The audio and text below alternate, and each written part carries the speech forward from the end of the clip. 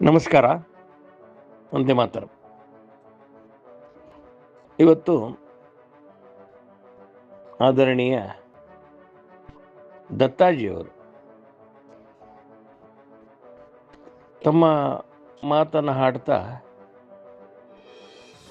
ಈ ನಮ್ಮ ದೇಶವನ್ನ ಒಂದು ಹೆಸರು ಕರಿಬೇಕು, ಅದು ಭಾರತ ಅಂತ ಏನಿದೆ ಅದನ್ನೇ ಕರೆಯುವಂಥದ್ದಾಗಬೇಕು, ಅನಾವಶ್ಯಕವಾಗಿ ಇಂಡಿಯಾ ಅನ್ನೋಂಥದ್ದು ಯಾಕೆ ಅಂತ ಮಾತನ್ನ ಹಾಡಿರುವಂಥದ್ದು. ಅದ್ರ ಬಗ್ಗೆ ಇಡೀ ದೇಶದ ಒಳಗಡೆ ಒಂದು ರೀತಿ ಚರ್ಚೆ ನಡೀತಾ ಇದೆ. ಭಾರತ ಅಂತಕ್ಕಂಥದ್ದು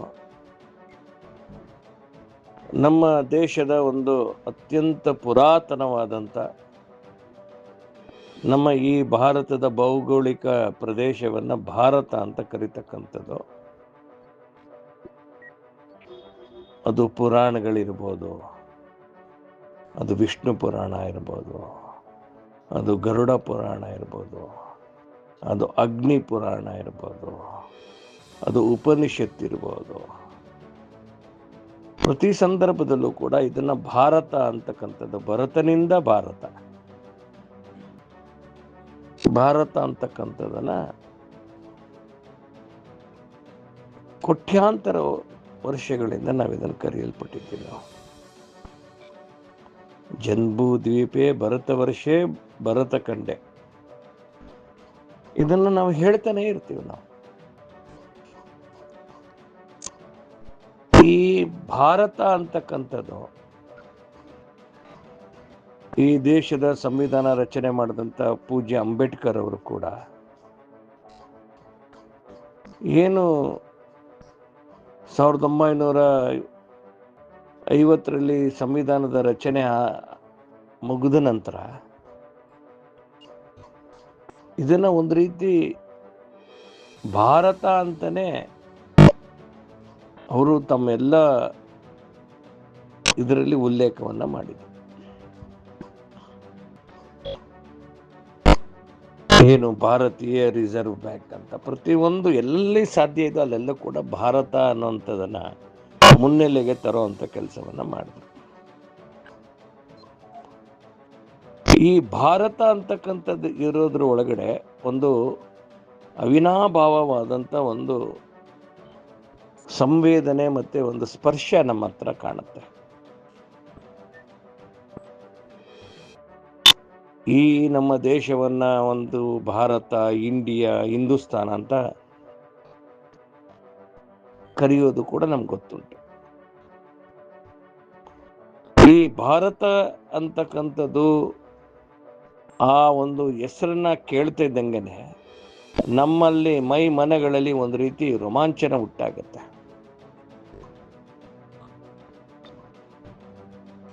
ಭಾರತ ಮಾತಾ ಕಿ ಜೈ ಅಂತ ಹೇಳ್ತಾ ಇದ್ದಂಗೆನೆ ನಮ್ಮ ದೇಹದ ಧಮನಿಗಳಲ್ಲಿ ಕೂಡ ರೋಮಾಂಚನ ಉಂಟಾಗತ್ತೆ.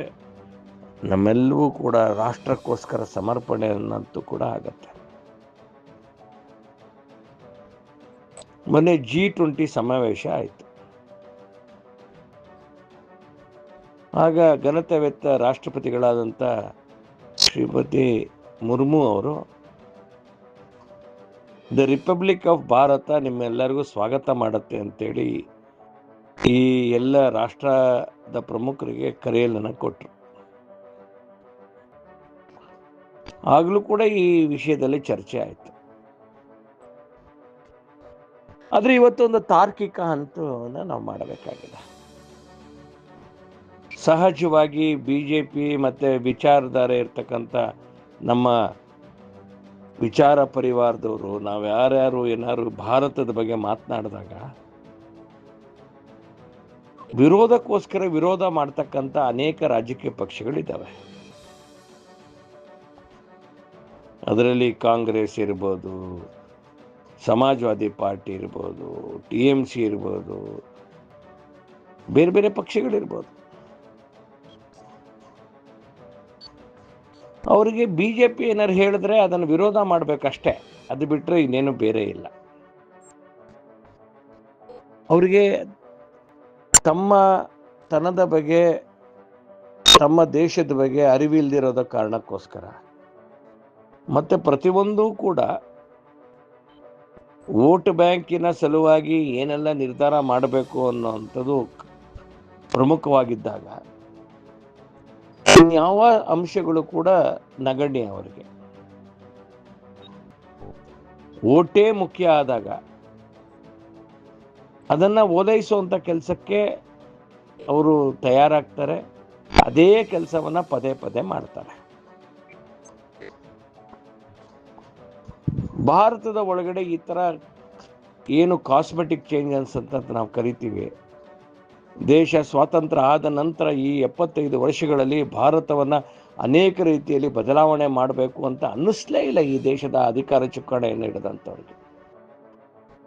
ಯಾವ ದಾಸ್ಯವನ್ನ ನಾವು ಪಡೆದಿದ್ವಿ, ಆ ದಾಸ್ಯದ ಏನು ಉರುಳುಗಳಿದ್ವು, ಕುರುಹುಗಳಿದ್ವು, ಯಾರೆಲ್ಲ ಈ ದೇಶದ ಮೇಲೆ ಆಕ್ರಮಣ ಮಾಡಿದ್ರು, ಅನೇಕ ಜನರು ಈ ದೇಶದ ಮೇಲೆ ಸುಮಾರು 1800 ವರ್ಷಗಳ ಕಾಲ ಸತತ ಆಕ್ರಮಣ ಮಾಡಿದರು. ಹೂಣರು ಬಂದರು, ಶಕರು ಬಂದರು, ಡಚ್ಚರು ಬಂದರು, ಪೋರ್ಚುಗೀಸರು ಬಂದರು, ಮೊಘಲರು ಬಂದರು, ಬ್ರಿಟಿಷರು ಬಂದರು. ಸತತವಾಗಿ ಈ ದೇಶದ ಮೇಲೆ ಆಕ್ರಮಣ ಮಾಡ್ತಾನೆ ಬಂದರು. ನಾವ್ಯಾರೂ ಕೂಡ ಒಂದು ರಾಷ್ಟ್ರವಾಗಿ ಯೋಚನೆ ಮಾಡಲಿಲ್ಲ. ನಾವೆಲ್ಲರೂ ಕೂಡ ಒಬ್ಬ ರಾಜರಾಗಿ ನಮ್ಮ ಸಂಸ್ಥೆಯನ್ನ ನಾವು ವಿಸ್ತಾರ ಮಾಡೋ ದಿಕ್ಕಿನಲ್ಲಿ ಯೋಚನೆ ಮಾಡೋದು, ಒಂದು ರಾಷ್ಟ್ರವಾಗಿ ಯೋಚನೆ ಮಾಡಲಿಲ್ಲ. ಅದರ ಲಾಭವನ್ನ ಮಾಡದಂತ ವಿದೇಶಿ ಆಕ್ರಮಣಕಾರರು ನಮ್ಮನ್ನೇ ಉಪಯೋಗ ಮಾಡಿಕೊಂಡು ನಮ್ಮಲ್ಲಿರ್ತಕ್ಕಂಥ ಪರಸ್ಪರ ದ್ವೇಷ, ಅಸೂಯೆ, ವಿಚಾರ ಭೇದ, ನಮ್ಮಲ್ಲಿರ್ತಕ್ಕಂಥ ತಾರತಮ್ಯವನ್ನ ಉಪಯೋಗ ಮಾಡಿಕೊಂಡು ಇಷ್ಟು ವರ್ಷಗಳ ಕಾಲ ದೀರ್ಘ ಈ ರಾಷ್ಟ್ರವನ್ನ ಆಳಿದ್ರು. ನಮ್ಮ ಸೈನಿಕರನ್ನೇ ಉಳಿಸ್ಕೊಂಡು ನಮ್ಮ ಇನ್ನೊಂದು ರಾಜರ ಮೇಲೆ ಯುದ್ಧ ಮಾಡಿದ್ರು. ನಮ್ದೆಲ್ಲ ಯಾವುದು ಈ ಶ್ರೇಷ್ಠ ಮೌಲ್ಯಗಳಂತಿರ್ತವೆ, ಆ ಮೌಲ್ಯಗಳನ್ನ ನಮ್ಮ ಕೈನಲ್ಲಿ ನಾಶ ಮಾಡುವಂತ ಕೆಲಸ ಮಾಡಿದ್ರು.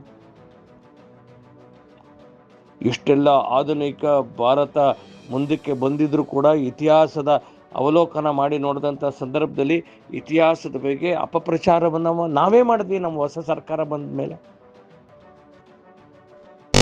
ನಮ್ಮ ದೇಶದ ಇತಿಹಾಸವನ್ನ ಏನು ಬರಿಬೇಕಾದಂಥ ಸಂದರ್ಭದಲ್ಲಿ ಏನು ಅವತ್ತು ಲಾರ್ಡ್ ಮೆಕಾಲೆ ಇತಿಹಾಸವನ್ನ ಬರೆದಿದ್ರು, ಲಾರ್ಡ್ ಮೆಕಾಲೆ ಬರೆದಿದ್ದಕ್ಕಿಂತ ಕೆಟ್ಟದಾಗಿ ನಾವು ಸ್ವಾತಂತ್ರ್ಯ ಆದ ನಂತರ ಈ ದೇಶದ ಅಧಿಕಾರ ಪಡೆದ ನಂತರ ಈ ದೇಶದ ಯಾರೆಲ್ಲ ಶಿಕ್ಷಣ ಮಂತ್ರಿಗಳು ಮೊದಲು 3-4 ಜನ ಆದರೂ ಭಾರತದ ಇತಿಹಾಸವನ್ನ ಜನರ ಮಕ್ಕಳ ಭಾವನೆಗಳಲ್ಲಿ ರಾಷ್ಟ್ರದ ಬಗ್ಗೆ ಒಂದು ಭಕ್ತಿ ಭಾವ ಹುಟ್ಟೋದ್ರ ಬದಲು ತಿರಸ್ಕಾರ ಭಾವ ಮೂಡೋ ರೀತಿ ಒಳಗಡೆ ಶಿಕ್ಷಣದ ಪದ್ಧತಿಯನ್ನ ಈ ದೇಶದಲ್ಲಿ ತಂದ್ರು.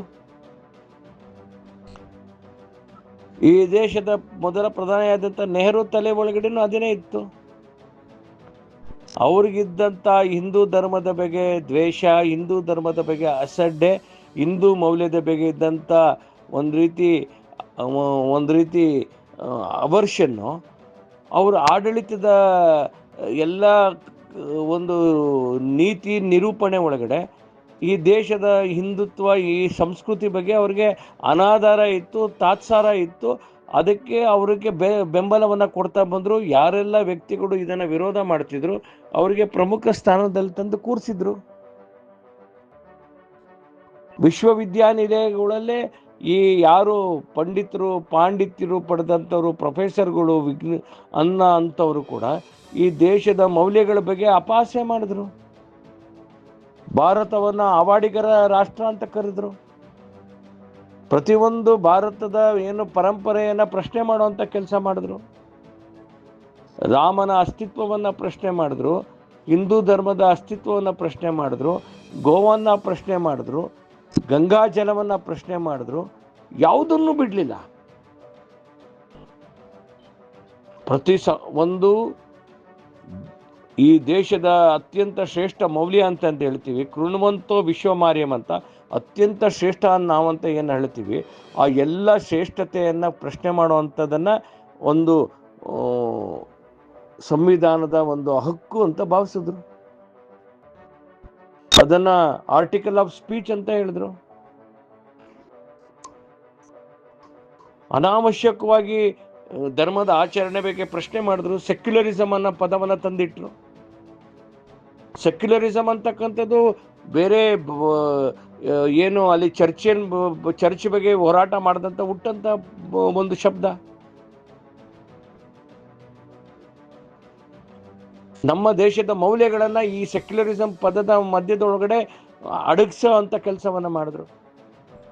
ಆ ಕಾರಣ ನಾನು ಹೇಳ್ತಾ ಇದ್ದೀನಿ, ಇವತ್ತು ಭಾರತ ಅಂತಕ್ಕಂಥದ್ದೇ ಅದು ಸತ್ಯ, ಭಾರತ ಅಂತಕ್ಕಂಥದ್ದು ನಿತ್ಯ. ಜಗತ್ತು ಇರೋ ಅಷ್ಟು ಕಾಲದಲ್ಲಿ ಭಾರತ ಜಗದೊಂದಳಾಗಿರ್ತಾಳೆ. ಭಾರತ್ ಮಾತಾ ಕಿ ಜೈ.